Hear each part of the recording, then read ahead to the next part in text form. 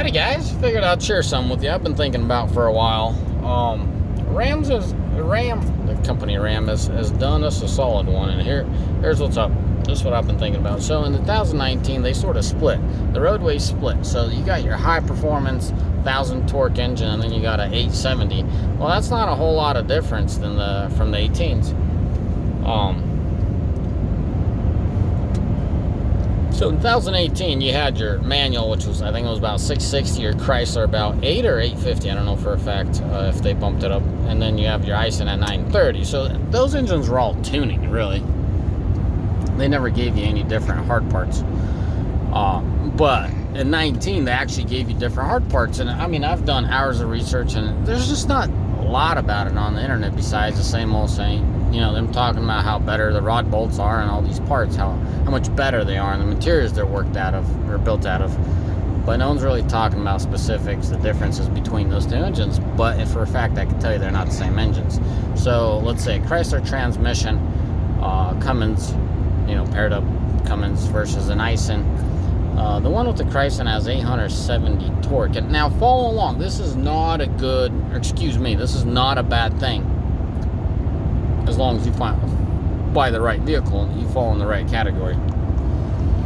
Hold on a second. State Patrol ain't gonna be too happy with me cruising along.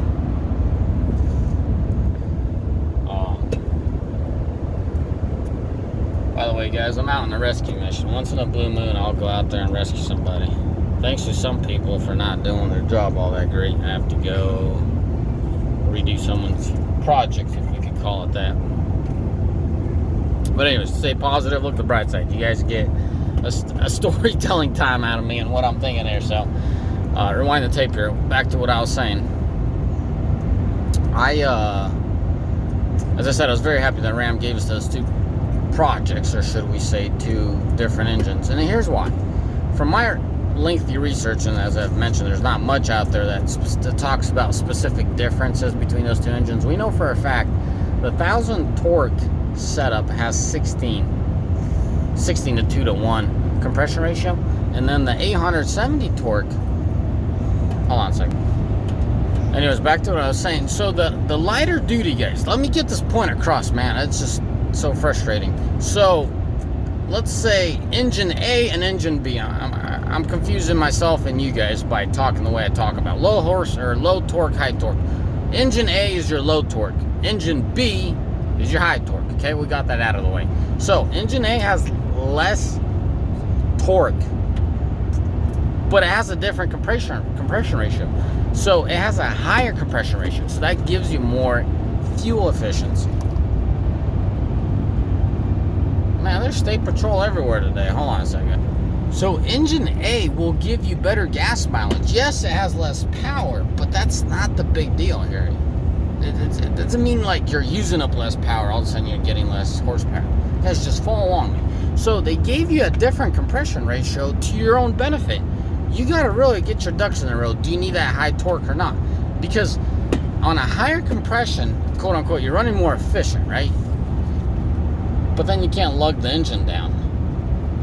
For the mechanically inclined fellas, follow along with me. Like, you guys know that if you want to add more boost to that engine, you gotta scale that boost or that compression ratio down so you can add boost. So with now the engine having less compression, it's less efficient on its own, right? But you could utilize a turbo more.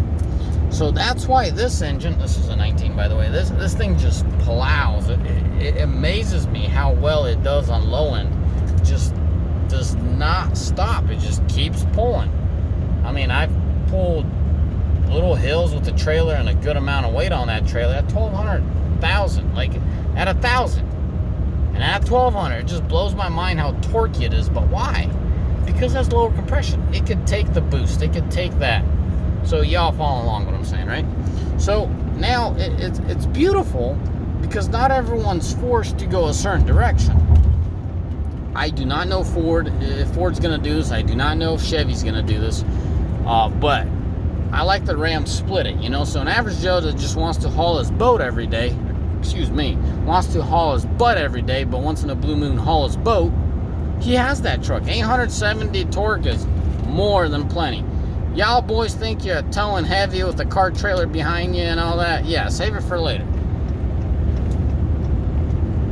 Heavy towing is not only weight, it's also aerodynamics. And for you guys that haven't hauled something tall and big, I'm not saying you don't know anything. I'm just saying you haven't towed big enough. You know what I mean? When you got to slow up a hill because that engine's really working. I don't want to get off subject too far. So that's what Ram did. They give you 1,000 torque. It's not just a number. Once again, those engine building fellas know that, you know, you got a graph, right? A dynometer, so a dyno. You know, you hit that number, you get to boast about your numbers, but it's the usability. It's about the graph. It's how linear it is. It's how usable that power is. It's great that you have, you know what I mean, 1,000 torque between 5.5 and 6,000 RPM. But if you can't get that turbo spooled before then, like, dude, seriously, what are you gonna do with all this? This is dumb. Like, nothing. I'm talking about RPM, and then all of a sudden 5.5 you rock it. That's dumb. Obviously, and there's certain applications that you would need it. Like a 2-step, and you would launch it, you know, fire up that turbo, and then off you go. But obviously we're way off subject here. I'm going a little extreme here on my comparison. So what Ram give you 1,000 torques, they give you less compression, a little bit more volume of turbo. I don't know if they gave you the same turbo and just detuned the tuning a little bit on the higher compression engines. So engine A, I don't know if it has the same turbo as engine B, but for a fact, I know engine B has less compression in the engine than A to yield, to be able to be fine-tuned on the low end. So your graph all of a sudden, like I said, I'm pulling hills at 1,000, 1,200 with a trailer behind me. I am not lugging the engine purposefully. It's lugging itself. I mean, obviously right now I'm cruising along, nothing behind me. I'm out on a little rescue mission. Someone forgot something and a truck's pissing coolant, so have the opportunity to hang out with my kiddos a little bit. So yeah, you guys hear a little noise in the background. I got my 2 kiddos with me. God bless America, man.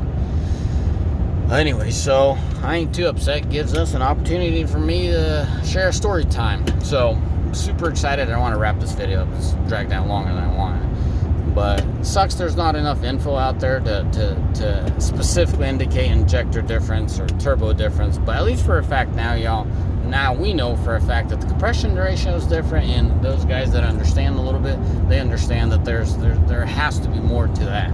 It's not just tuning like we're in the Ford Gen. It was just tuning, you know, identical injectors, identical turbos, all across the board kind of deal.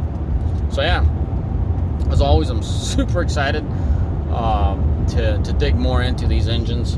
Finally coming around to them, finally finding the time to, you know, snoop around, do a little bit of research on this and that, and we'll hopefully get to the bottom of it. You know, start tuning these engines and see what they can. I'll do a separate video on the CP4s. There's things that we need to be careful with, and there's things we need to watch out for, but that's a video for another time. But always, boys, may the Lord bless you. May you all have a mighty fine day, and I'll keep trucking. Let me know in the comment section what else y'all know about the differences. You know, the biggest one is the compression, so that only underlines not only, it underlines so much. And I'm curious to know, are both engines built the same as far as materials go? Because I mean, we know that they boasted about forge this, forge that, and the CGI block. I'm pretty sure the blocks are probably the same. It's the internals that's going to make a difference. But of course, this is just my own opinion. But the compression. All right, guys, as always, God bless you. Ciao, bye.